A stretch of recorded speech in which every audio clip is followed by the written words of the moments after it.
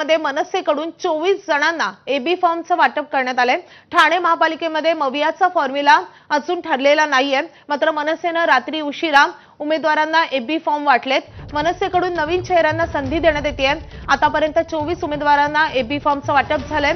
रवींद्र मोरे, निलेश चव्हाण, पुष्कर विचारे, सचिन कुरेल, सविता मनोहर चव्हाण, संगीता जोशी, रश्मी सावंत यांना AB form देण्यात आलेत।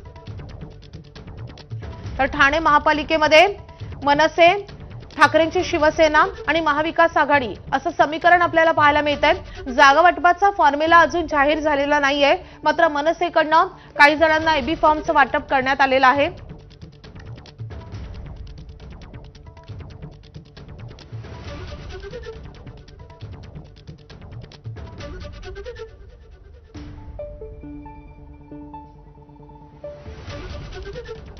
यानंतर बुलेटिनमध्ये आपण घेणार आहोत महत्त्वाच्या घडामोडींचा वेगवान आढावा।